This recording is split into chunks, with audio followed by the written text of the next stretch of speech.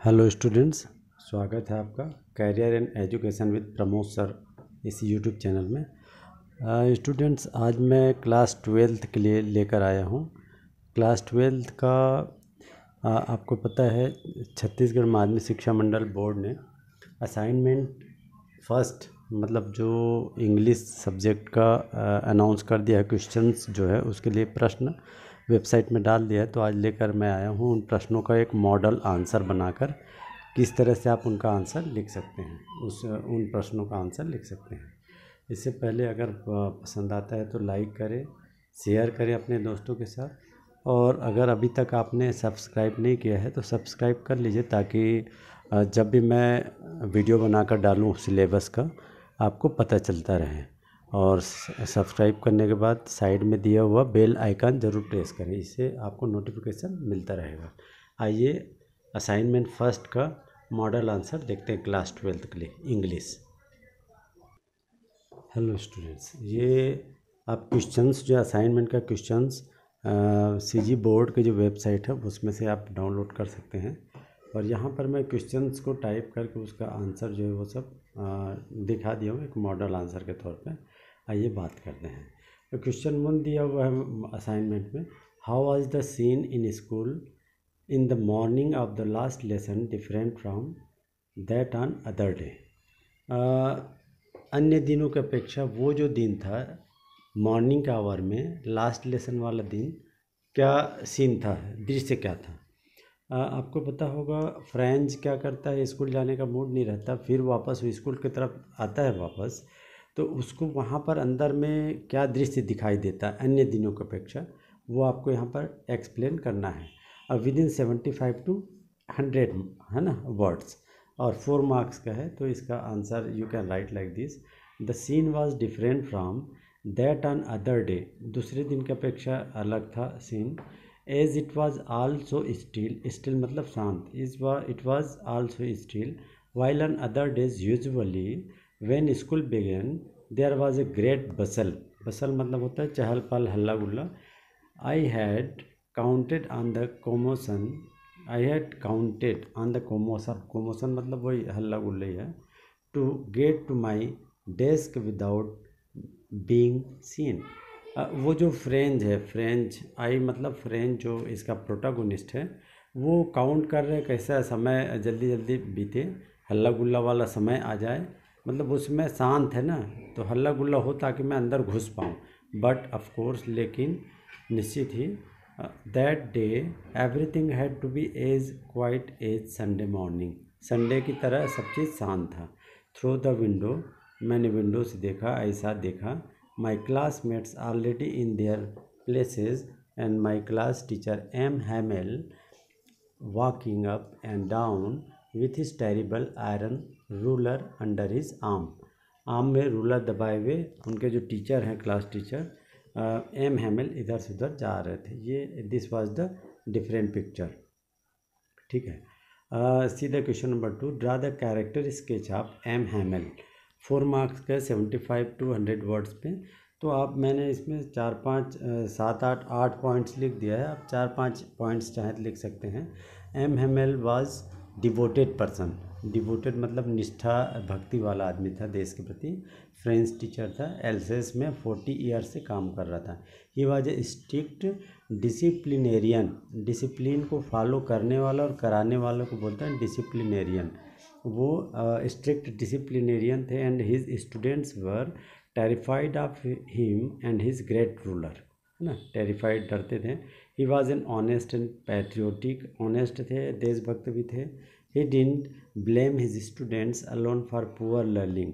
उनके बच्चे फ्रेंच ठीक से सीख नहीं पाए थे तो वो केवल बच्चों को ब्लेम नहीं लगाते बल्कि रिस्पॉन्सिबिलिटी अपनी भी बताते हैं। ही appealed villagers to learn fast to their mother tongue to be free from Prussian army। अब प्रूसियन आर्मी या पर्सियन आर्मी से फ्री होना है तो मदर टंग सीखने के लिए बोलते हैं, वो अपील करते हैं किनसे, विलेजर्स से। He was emotionally attached to the school and all his students, वो उनका बड़ा इमोशनली अटैचमेंट रहता है। He was really sorry for not making sincere effort to teach French to his countryman, countryman means villagers, है ना। वो दुख व्यक्त करते हैं। एट द एंड, लास्ट में, he become so emotional that he could not speak, बोल नहीं पाते, बड़े इमोशनल हो जाते हैं। This is the model answer. अब कैरेक्टर स्केच, कैरेक्टर्स बताने आपको फ्रेंच के। इसका जो प्रोटोगोनिस्ट है उसका कैरेक्टर आप कैसे कैरेक्टर स्केच लिख सकते हैं, आइए देखते हैं। Let's see some characters. First लिख सकते हैं, French was little boy who use to live in Alsace district of France, है ना, फ्रांस का था वो। He thinks to spend his time out of doors, वह सोचता है कि घर के बाहर, डोर्स के बाहर, घर के बाहर समय व्यतीत किया जाए। ही आल्सो डिडंट लर्न पार्टिसिपल्स, वो उसे याद नहीं है पार्टिसिपल जो एम हेमल उनके टीचर ने मंगाया है।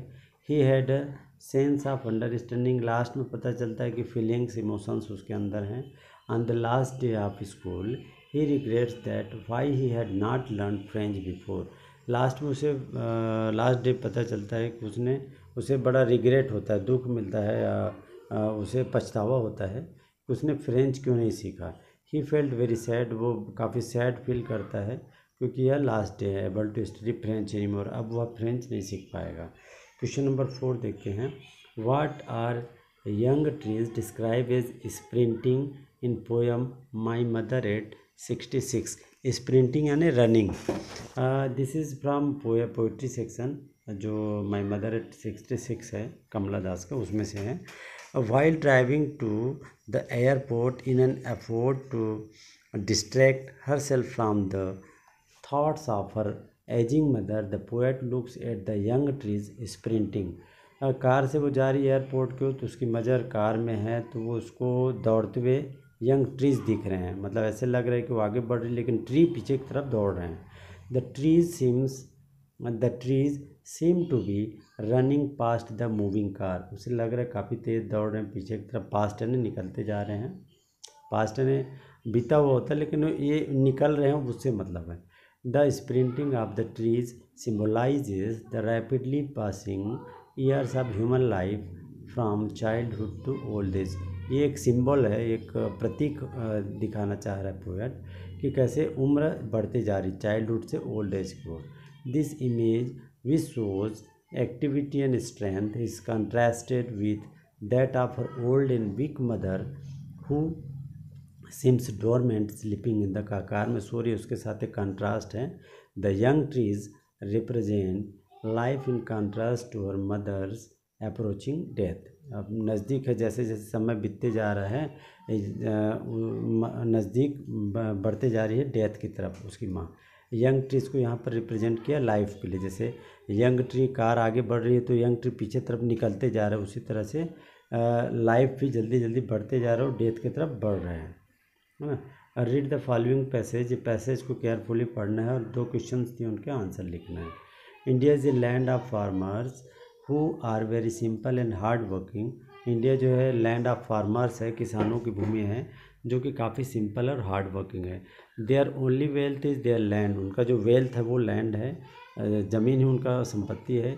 If their crops fail they run into डेब्ट एंड लीड मिजरेबल लाइफ, अगर क्रॉप्स अच्छा नहीं हुआ, फसल अच्छा नहीं हुआ तो डेब्ट में पड़ जाते हैं, ऋण लेना पड़ जाता है और लाइफ बड़ा मिजरेबल हो जाती है, दयनीय।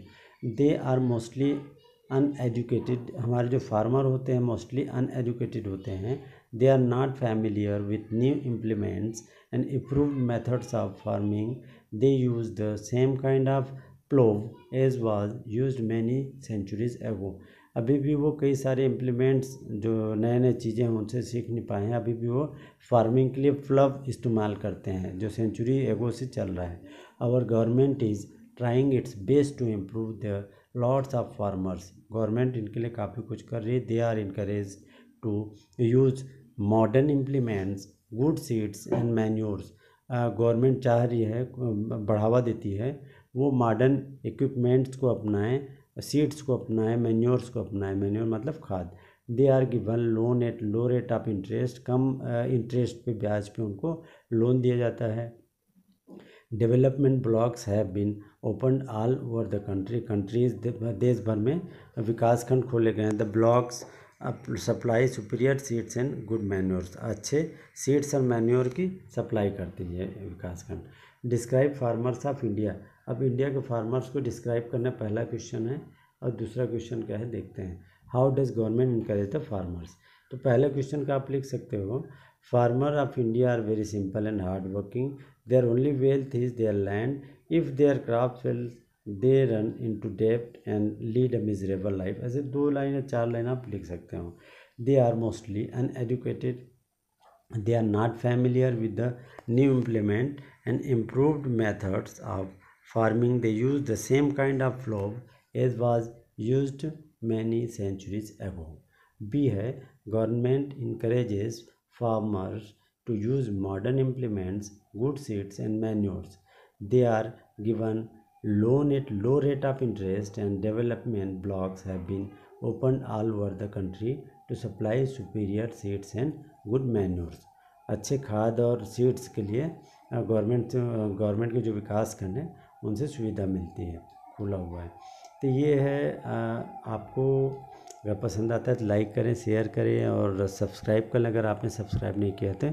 और मेरा सवाल यह है, ये जो लास्ट लेसन है इसके ऑथर कौन है, लेखक कौन है, कमेंट बॉक्स में आपको ज़रूर लिखना है। अगले बार में वो जो बच्चा लिखा रहेगा, जो स्टूडेंट्स कमेंट बॉक्स में लिखेगा उसका नाम लूँगा। तो आपको लिखना है, the question is that who is the author of the last lesson. Thank you.